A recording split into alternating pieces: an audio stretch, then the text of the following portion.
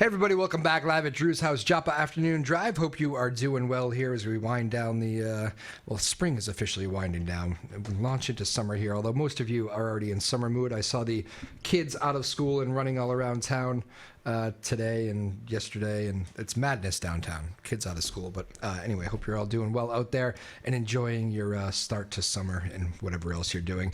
Our guest today, first time on the show, Kasey Edwards joins us. Kasey, I told you I thought you looked familiar, and you said, well, it's just because you're around town a lot, right? We've never had you on, just to be clear. No, but I actually get told a lot that I look familiar, so I might also Really? have that type of face. One of those faces and personalities, probably very good. All right, well, you're on to talk about a few things today. A lot of it surrounds your daughter, for Robbie, who I don't know personally, but why don't you tell us the story of your daughter, first of all? Sure. Well, she was born fine, healthy, normal pregnancy. Early on, she was having problems with taking a bottle. So at about 4 months old, we were told to look into early intervention. And so they came and they did their assessment, and they said, she's delayed globally, like on all accounts. And it was not what we were expecting. And I was thinking, she's 4 months old. Like, what are you grading her on at that point? And they said, don't Google it. And I was like, all right, well, they left the house. I Googled it, and, cerebral palsy popped up and whatever. And I called my husband in tears. And he's the kind of the rational, Your husband is, okay. What's his name? Logical. Chris. Chris, all right. And he's, all right, Kasey, don't panic yet. Let's, just take it day by day, whatever. And then about 18 months, I'd say, she still wasn't making her milestones, or 15 months, I think. And the pediatrician finally said, I think you got to get her evaluated. And we had to wait, 6 months for the really good hospitals that you want to go to for that. And it was the summer, I think the summer of 2015. So she was just about, she was like 1.5. We did the whole thing, and they said, yep, she's definitely globally disabled. We don't know why. And so they scheduled an MRI in August. This was in May, I think. And then in July, a few weeks before her MRI, she had a seizure on the beach in Falmouth. And we got medevaced to Boston Children's, and we asked them to expedite the MRI while we were there. And they saw that she had some brain damage issues. They thought it was cerebral palsy. And see, I was right. But I wasn't. And then they said, our geneticist at the time, and actually we saw one at Boston Children's Hospital too, at Mass General and Boston Children's Hospital. And they both came back and said, we need to do genetic testing. And fortunately, because it's a super ultra rare disorder, the genetic testing tested for 200 and something genes, and her gene was on it. Wow. Well, that's obviously very hard news and hard years to go through. What do you remember most about that time frame? Is it just like scatterbrain chaos for you, just trying to figure out what the right thing to do is, or? It was a lot of, it'll be fine. Cerebral palsy, she is what she is. She can't, make certain gains, but she's developing, and she's a sweetheart, and she's a lot of personality. When we did eventually find out what it was, because it's degenerative, and she was the 10th person that they knew of in the world with the diagnosis, and the other 9 people, 4 families. 3 out of the 4 families were blood-related marriages because the gene is one from each parent, and they were in war-torn and poverty-stricken Middle East areas. Wow! So we couldn't even reach out to them and say, "Hey, what's happening?" That's when it got real and surreal, because you're just. It was earlier. It's happening a lot more now that people are getting these ultra rare diagnosis. What is like the full terminology? Or it's a lot. Okay. No, it's well, this is a long story, but hereditary spastic paraplegia type 47, because hereditary spastic paraplegia has over 80 genes associated with it. Okay. And then for short, it was called spastic paraplegia our SPG 47 for Okay. spastic paraplegia gene. And then now we cover 3 more disorders in our nonprofit that are similar. So now it's referred to as AP4 Okay. HSP. A lot of shortening going on. Oh, it's a Yeah. story. It is. All right. Well, so you go through all these very hard years. You have this family that's obviously, obviously those are hard years in the family, but you guys, it seems like you kind of attacked this as a family, which I'm sure was important. I don't know anybody who goes through these things and doesn't say without support. I don't know. I'm sure you felt that way. It probably husband and beyond, right? I would guess. Oh, yeah. Yeah. Full village. It's a village. Yeah. Fortunately. So we fast forward a little bit to today, because the reason why you reached out to me is because you're kind of chronicling, I guess that's the word, sure, this journey a little bit. Why don't you tell us a little bit about that? Yes. One of the important factors I always have to say, because I am bubbly and happy, and it's because they're doing the natural history study, and they're finding, and we knew this early on, that kids at least live through their 20s. We don't know whether it's fatal or not. Yeah. We still know that they're finding people in their 40s. So we weren't giving a diagnosis that was ultimately like, hey, here's your child, and, a fatality involved. That you just get perspective. I worked for the Muscular Dystrophy Association as a healthcare service coordinator before kids. And so I've had all this experience with families and the diagnosis and how traumatizing it can be on all levels. Even if you have a kid with just some sort of disability, it changes your life. It changes every aspect of it. Especially families with kids with neurodegenerative diseases. It's really difficult to see the positivity daily. I was born an optimistic person. I have a very good support system and family. And because our nonprofit started as Cure SPG 47, they realized these other 3 disorders were very similar. Those families started coming to us. I set up support page on Facebook. Yeah. And we keep getting new people, and I keep trying to tell them, it's not the end of the world. These kids, they're full of joy. Our kids are full of joy, which I know that isn't every child either, across the board. But I decided that rather than trying to tell and convince everyone that it's going to be okay, trust me, in a few years, it's still scary. So why don't we just start chronicling my life and show them that, the joys that come up day to day, and the fun and the good stuff in humanity that we see all the time, because people go out of their way to make a difference for us. What is some of that good stuff? Tell me some of those stories, because I'll start with Megan, who you interviewed. 5 years ago, we just looked up. Yeah, Megan Foley, our next door neighbor, dear friends. She was a mother's helper for Robbie when she was younger, and when she found out about Robbie's diagnosis, she was in high school.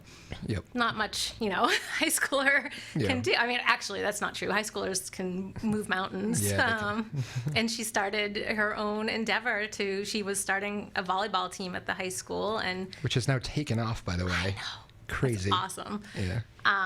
And then she decided she wanted to start raising awareness, so she brought poster boards to the school, and they wore T-shirts that said Team Robbie, and Robbie came to visit, and that was so early on, just to see the support that was coming from her and from her family, and then we'll go. Robbie, our daughter, is very bossy. She is a lot of personality, and she loves to play hide and seek. And we were at the museum, actually 2 stories from the museum. All right. And this, I could go on and on, but these are 2 good stories. There was a random guy, and she was asking him to hide. And he was just on his phone, sitting on his phone, and next thing you know, he's hiding for her, behind, like hide and seek, or hide and seek, because she loves to find people. And I was and then she's trying, and I was like, all right, he did it once. But people kind of go out of their way to get a smile from her or us, or the holding doors. But the other story from the museum was, we were at the gift shop, and I asked Robbie if she saw anything she wanted to bring home, and she said Play-Doh, and I said, I don't think there's Play-Doh here, honey. Yeah. And someone had overheard, and he was there with his family, and he came over and he said, I don't mean to eavesdrop, but I work for Hasbro. Hasbro's Play-Doh. And I worked, in that department or near that department. I can send you guys Play-Doh. And what are the chances? I was like, well, we have Play-Doh, and I can grab it. But he just genuinely wanted to do something nice. Yeah. I met his family. I actually gave him our address because I wouldn't normally do that, but his family was standing right there. It looked nice. He sent this huge, Play-Doh, ice cream truck.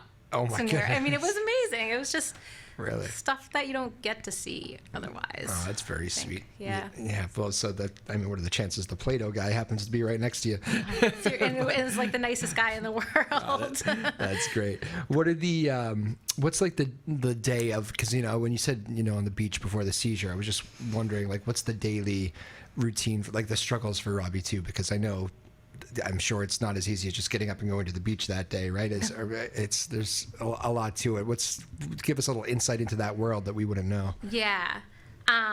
So honestly, this is what we're grateful for, is that even though she's globally disabled, which means intellectual disability, verbally, she can't talk very well, fine motor, and walking. Yep. She is so with it, and she's funny. Her character is just crazy. She's not academically not moving mountains, but she can retain and she can understand. So the hardest part really is the mobility. And she's in a wheelchair and she has a walker and, she can't dress herself. She can feed herself. She can't do personal hygiene. But she wants to be involved with things, which is great. That's what you want for your kid. Yeah. So I think the hardest part is for us, and I think we go out of our way to do this for her. It's easy not to. But if she wants to be outside and the kids are outside, you got to take her. If it's snowing and whatever, it's making sure that she gets the experiences that she wants, that be included in things. Is that it's interesting because I feel like we're probably beyond this in this interview because usually it's probably a little too personal. But is it your first child, Robbie? No, I have a son, Davis. He's older. Older son. Okay. Yep. How does he deal with it all? Great older brother. Literally the best child we could possibly have asked for Robbie, for us. Not easy on a sibling. It's not, but I also fortunately but when I was with the Muscular Dystrophy Association, I moderated the parent support group, and I had heard quite often that divorce and the other sibling, that's the things that fell apart when there's a child with special needs. And I knew going in that preserve the marriage, preserve the older son, and I put a lot of attention to that too. Yeah. So you're proud of him, obviously. I can see you get teary-eyed just thinking about it. Right? He's amazing. Yeah. Well, that's great. What's he involved in? He's and he's a different child too. I have two ends of the spectrum. He's very, very, very smart. Super. I won't say quirky, but he's into geography, different languages. Oh, okay. The smart, the computer and all anything. If there's a screen, ever since he was little, he wants to be on it. So you try to steer that towards, coding or making videos and stuff. But he's also super social, loves being around kids, all sorts of stuff. Again, we're joined here by Kasey Edwards, talking a story about her daughter, Robbie, who's had, obviously, you must be incredibly proud of her, too, because, I know anybody who is going through this, to have that joy for life, you said, want to be involved in things and all that, that's going to just make you smile. You want to be outside in the winter and doing whatever you're doing, all right, let's do it. It's, we'll go after it together, but that must make you just smile to see that joy. Oh yeah, she does that to everyone too. People, her therapist, the doctors, they're all like, Robbie's in today. And they'll tell us, they say, we got so excited to see her on the schedule. She just shines light wherever she goes. Did part of the this putting this, wanting people to hear your story and wanting to. I imagine when you were first searching for answers and you said, a lot of those stories are from war-torn countries and you're trying to find people to talk to, because that's probably the first thing is you just want to hear, okay, what are we about to go through? That's probably the first thing in your mind, and I understand that. So it's hard when you're not getting those answers. I bet that's part of this whole next chapter for you, right? Is you want to be there for all these other families who immediately have that thought and that scared moment of, oh man, what is about to happen to us? Yeah, 100%. And we got really lucky. Within 6 months of the diagnosis, I went on a parent support group for hereditary spastic paraplegia in general. Just like online or? On Facebook. On Facebook, okay. I said, Facebook has everything. Oh my God, seriously. And the first post asked parents to list what type of HSP their kid had and where they're from. And I read the whole list of over 100 parents. And one of them was, my child has SPG 47. We're from Philadelphia. And that's the same as our daughter. Oh, wow. And we connected with this family, like, right away on every level. Like, they are... We've traveled to Disney with them. Like, they are amazing. So, yes, to have some sort of connection to someone that can truly understand, because that's hard to find sometimes. You were literally just going through hoping to find that. I wasn't even hoping. I'm just an innately curious person. So I'm like, oh, what are you going through? What type do you have? Like, and then I'll research the type. I like science and that sort of stuff.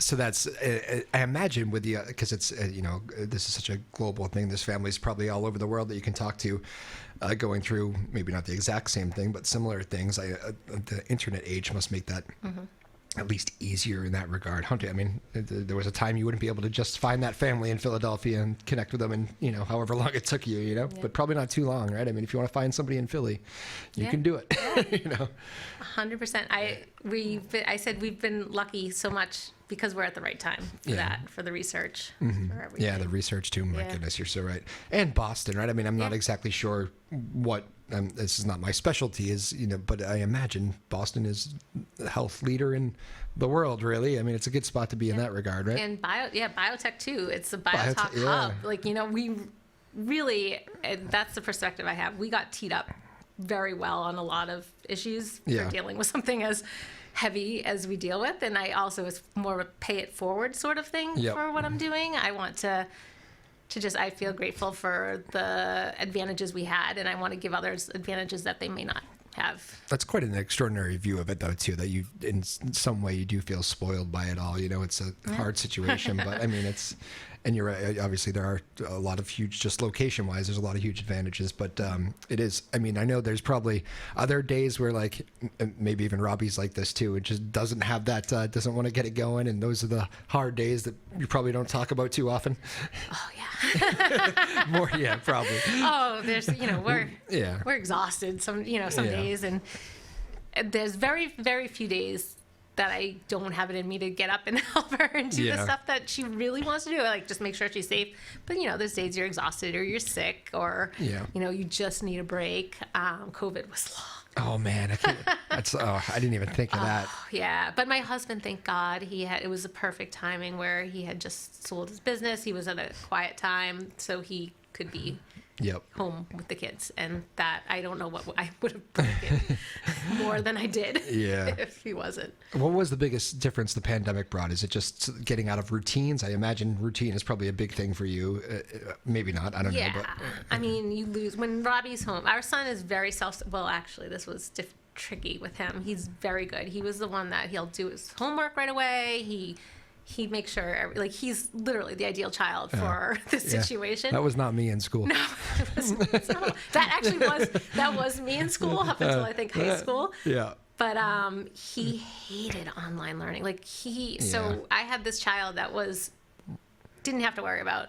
All of a sudden was in tears because the program would misunderstand he'd skip something and it counted something as wrong that was supposed to be right, and he's in tears. And then Robbie cannot stand any act. Like, the second she learns something might be having to learn than other than wanting to learn, it's literally like she's like, I want nothing to do with that. Has to be interested in it. Has to be interested. Okay. His motivation, her personal interest is 100% how she learns. Okay. And so don't bore Robbie. no, exactly. She has no time for boredom.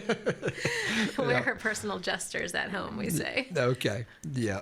So man, those were tough times. I've heard more stories of students, like really solid students too, who just really did battle through the pandemic. And that was obviously your son a little bit. How old again?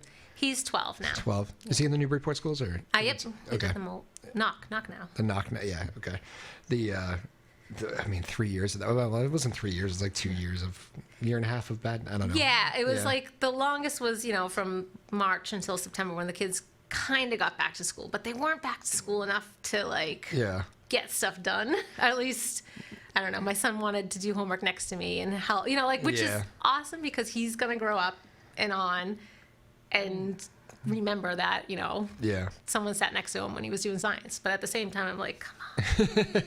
We really need to ship you off to class here at some point. Literally, sure you don't want to do that in your room by yourself? Yeah, you've heard so many families that have had just their own little nucleuses kind of explode. You're not supposed to be here all the time, and it kind of creates weird situations and leads to whatever. I imagine in your situation, you're probably like, okay, so that's probably heightened with us.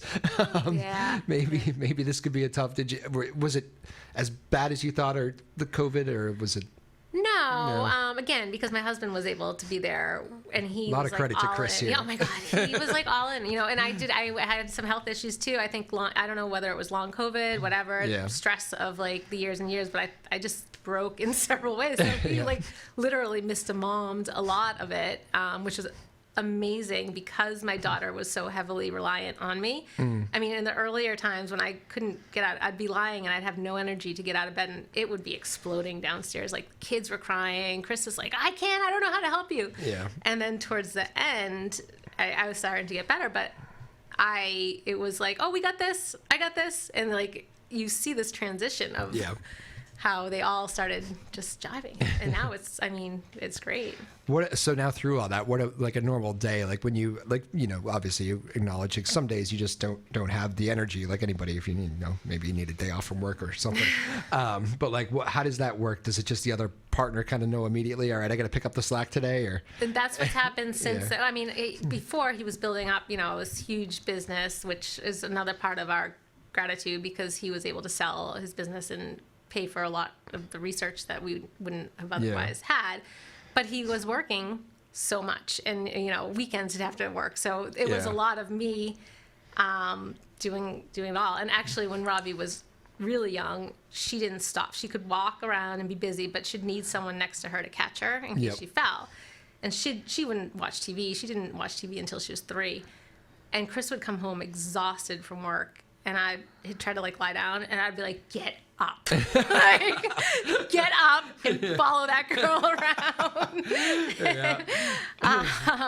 So honestly, going back to what I'm doing now, Cartwheels and Chaos, it's because... It's the first time we said the name, by the way. I meant to ask you about that. Cartwheels and Chaos. I'm just on Facebook now, working up website. I want to do the whole shebang, speak and podcast, whatever. But it's because the worst, I think, is behind us. I mean, again, we're tired, but yes, we team in, and today, Robbie was up at 5:30. I'm not a morning person. Chris just unquestionably took her until 8, and then I got her, and then it is someone starts to have a mental breakdown. The other one's like, all right, I got this, unless there's something else they can't leave doing. But we've made it through, I think, the thick of things. Robbie's a lot easier now. She's a lot more patient with things and it's not as demanding, so she can kind of... Did you expect that? Is that common, that the mellow of it? Yeah, because usually, how old? What are the... She's 9. So we have a natural history study, but you don't really... That's actually a very good question to ask the families. I've met some older ones, and actually we just had one from Scotland come visit us. Well, not us. They were in town for an appointment, and we were having a margarita party at our house, and I was like, come to our house. And they came, they brought their son, and she said that her son was very chill. He was watching, content just to hang, and Robbie's all over the place. She said, oh, our son Ben he was never like that. She's like, she's a very busy girl. Yeah. Man, well, that's a margarita party. That's an interesting first introduction. I said we had talked to them before, and we got a feel for their personalities. I said, if you guys weren't the way you were, you would not have gotten this invite. Partiers a little bit. Very good. Again, Kasey Edwards joining us, talking about her daughter Robbie and the family and the new endeavor here. So the title, I can kind of guess where it comes from, but Cartwheels and Chaos. When did you settle on that? Yep. I've always thought of our life as chaotic, and also trying to find the best and positivity in it. Yep. Not just from when Robbie was born. This has been me my entire life. I'm just walking chaos. Okay. Cartwheeling chaos. All right. But yeah, because we have I think generally in our house, we do a lot, we try a lot, like we live big, but a lot of things go wrong when you live big. Yeah. So we're constantly putting out fires, and we're constantly just, recalibrating. And so I figured, why not name it that and, show people how we're like kind of building ourselves back up after every fall. I like that. Live big and things go wrong sometimes. That's good. I think a lot of people probably can relate to that in different ways, maybe. So how about you see Megan Foley, for instance, we talked about at the beginning of the show, who does that. And I know you said you have a million stories, but how just cool is it to see somebody like that? Again, that was 5 years ago, and she was, I don't know, was she a senior? I'm not even sure how old she is. So she's out of college now, yeah. So she's out of college now? Yeah, she's a nurse. Oh, wow. What? She's a nurse. Oh, man. All right, now I feel old. She must have been she's a senior probably. Yeah. Because I remember you kind of almost have to be an upperclassman to start a volleyball team. I think she was a junior when she started, so she maybe talked to you either, junior or it was 2018. So, but that must be, I mean, you're still a kid as a high schooler. Like to see kids doing that sort of stuff. And I'm sure you have more stories like that, but it must just hit your soul in the best of ways. I have said the Foleys, and we get to see firsthand, like we love the parents, like they're our first call if anything goes wrong. They're family basically to us. So ever since we moved in 2012, I think. So we got to see the kids grow up. And I've always said, I want to raise my kids like you do, or in the spirit that you do. And I also have a cousin. My cousins have raised their kids wonderfully, and you just see how they're succeeding and how they are engaging when they hang out, and are like, those are the things that you look for. It's like, what can I replicate to have my kids raised like that? And it is really truly amazing. It's very sweet. Good neighbors, I like that. And they're probably, are they the ones who get the call if you and your husband are both having the bad day? No. Get over here. We just traded. That's my son. Today, even Davis, it's first day, and Chris was working on things, and I was like, Davis, can you just entertain me? And he's clutch. That's great. Is today the last day in school in Newburyport, by the way? Yesterday. All right, so the kids are out for the summer. Okay, that's where we're at. The summertime plans. What's the family's deal for the summer? Couple camps. Robbie has intensive therapy for 3 weeks, and then what does that entail? We go every day to Waltham for four sessions of 2 orthopedic sessions, 1 PT, and 1 speech. Every day for 3 weeks. Yeah. That's a grind. Yeah. But historically we've done it during the school year, and it's also we're pulling her out. Last year she missed 2 weeks with COVID, 3 weeks with Napa, and then 6. And that doesn't help either. Does she fight you on that at all, or? The last year, it's gotten better and better. The first year, I was in tears every day because it's so hard, and she's in tears, and the traffic, and it was just long, long days. But each year, she knows to expect it. We've gotten familiar with the therapist, and the last couple times, she just kind of was like, fine, this is it. I know this is what's happening. It's any person I've ever known, whatever the disability is, any parent I've ever known, and I don't have kids myself, but they have. It seems like they always say at the end, or as you're going through whatever you're going through, that like I wouldn't trade it in for this. Isn't how I drew it up, but I wouldn't trade it in for the world. Like it's made me a better person, a better parent, a better kind of everything. I'm not sure if that's the case all the time, but do you feel at least part of that? I feel it's funny. I try to picture life Yeah, right. You can't. I feel like, honestly, this will strike some people and maybe not others. And even my husband, who's not an atheist, he believes God's there but sets it and forgets it kind of thing. Yeah. Yeah. But we've had so many weird things teed up.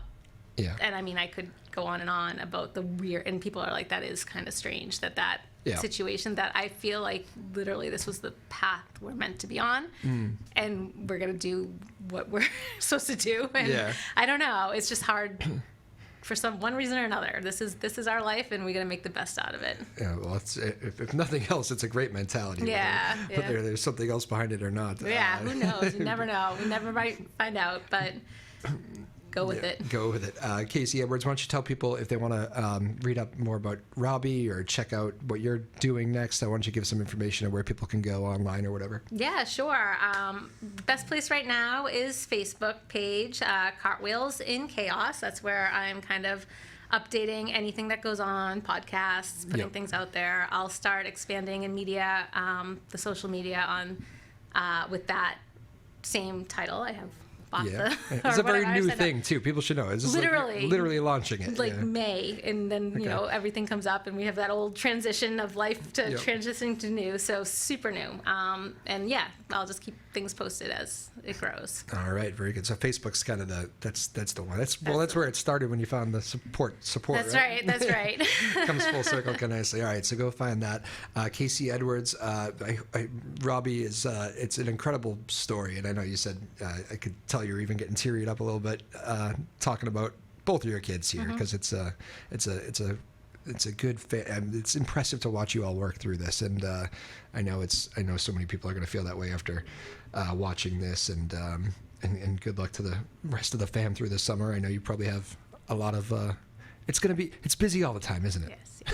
We do like to host and stuff, so we kind of fill it up with therapy and fun. Therapy and fun. You need that mix probably, right? That's perfect. Big thanks to Maeve Power and Amelia Snyder today. Amelia Snyder, hello. I think this is the first time you've helped produce this show. Thank you, Amelia. We'll talk more afterwards. But thank you, Maeve. Thank you, Sarah Hayden, the boss, and Kasey Edwards, of course. Go find all her information on Facebook, as previously stated. It's an incredible story, and go read up and go do what you got to do there, all right? Good to see everybody live at Drew's house, Joppa Afternoon Drive. Peace.